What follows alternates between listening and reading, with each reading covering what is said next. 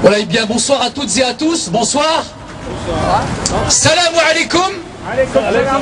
Je suis vraiment très heureux d'être ici ce soir avec vous. Je ne pensais pas qu'il y aurait autant de monde face à cette neige.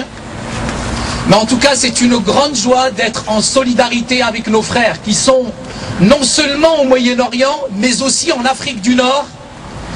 Et ce soir, vous dire, je ne sais pas quel crime j'ai commis que celui d'avoir choisi le Christ. Bien entendu, j'étais musulman pratiquant. J'ai pratiqué ma religion avec force, avec conviction. Mais le jour où j'ai véritablement lu la Bible, j'ai lu le plus bon, le plus grand des messages qui me disait « Aimez vos ennemis, bénissez ceux qui vous maudissent, faites du bien à ceux qui vous maltraitent. » Et le jour où je me suis converti à Christ, c'est incroyable les problèmes que j'ai eus. J'avais pas de problème quand j'étais un voyou, j'avais pas de problème avant, mais le jour où j'ai accepté Jésus, c'est là où les ennemis se sont dressés. Et ce soir, simplement vous dire que c'est vrai, nous avons choisi la voie qui n'est pas facile aujourd'hui, celle de porter sa croix. Mais porter sa croix signifie parfois perdre ses parents, perdre ses amis, être interdit même dans son pays d'origine. Mais j'ai choisi la plus belle voie parce que Jésus ce soir pour moi, en cette fête de Noël, il est le chemin, il est la vérité et il est la vie. Et pour moi, suivre Jésus, c'est la plus belle des choses, c'est la plus belle des expériences. Oui, je ne suis pas un homme, je ne suis pas une politique, mais je suis celui qui m'a appris à aimer tout homme de toute race et de toute condition.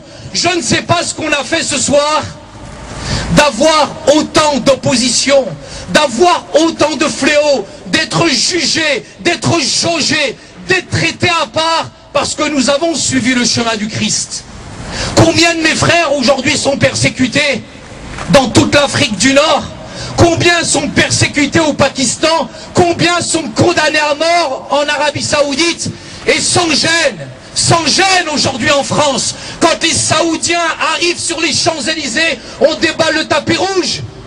Nous voulons la réciprocité. Si vous réclamez des mosquées en France, nous voulons des églises en Afrique du Nord. Si vous réclamez des mosquées en France, nous voulons aussi des églises chez nous aujourd'hui en Arabie Saoudite.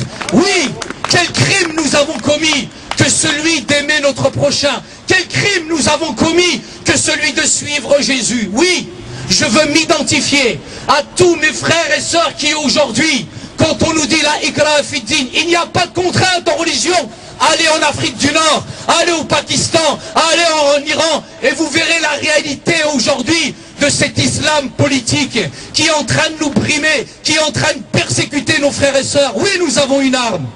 L'arme que nous avons, c'est celle de l'amour face à la haine. C'est celle véritablement de la douceur face à la provocation. Oui, nous avons une arme. La plus belle des armes que nous avons, c'est Jésus, Yeshua al-Masih. Et vraiment ma foi ce soir, elle est véritablement dans ce Dieu qui est unique, qui est vrai, qui est tient d'amour et qui n'a rien à voir avec toutes les autres religions. Le christianisme aujourd'hui est beaucoup plus important qu'on le croit. Le christianisme n'a rien à voir avec une religion, mais au centre du christianisme il y a un homme, il y a un sauveur. Jésus pour moi n'est pas simplement le petit Jésus qu'on va sortir de la crèche le 24 décembre. Jésus pour moi n'est pas une religion, Jésus n'est pas un philosophe. Jésus est véritablement le sauveur du monde. Jésus n'est pas simplement une vérité historique, mais ça a été mon expérience spirituelle. Le jour où j'ai lu que Jésus était le chemin, la vérité et la vie, le jour où j'ai lu que c'était lui qui pouvait prendre mes péchés, mes erreurs, j'ai accepté le sauveur parce qu'il a les paroles de la vie. Il est le pain descendu du ciel. Et pour moi, c'est une expérience qui est personnelle, que je veux transmettre aujourd'hui en France, face aussi à cette persécution matérialiste, face à ces chrétiens en France qui sont endormis et qui ne s'identifient pas à tous ceux qui sont persécutés en Afrique du Nord. Je veux véritablement ce soir, l'islam ne fait pas peur. C'est pas l'islam qui me fait peur, c'est les chrétiens qui me font peur en France, face à cette fragilité, cette frisonnité et aussi cette légèreté que nous avons. Nous avons des convictions et ces convictions véritablement, il faut véritablement, je n'ai pas honte de Jésus. Si tu as honte de Jésus, il aura honte de toi là-bas. Je n'ai pas honte de Jésus. Parce que Jésus m'aime. Et il aime chacun d'entre nous. Dieu ne regarde pas l'apparence ce soir. Ce que Dieu regarde véritablement, c'est ton cœur. Et si ton cœur, il est sincère, il est honnête, sache que Jésus t'aime et il peut le changer, transformer ton cœur et ton existence. Oui, nous savons ce que c'est que la persécution. On peut peut-être tuer le corps, on peut peut-être nous briser comme ça se fait aujourd'hui en terre d'islam.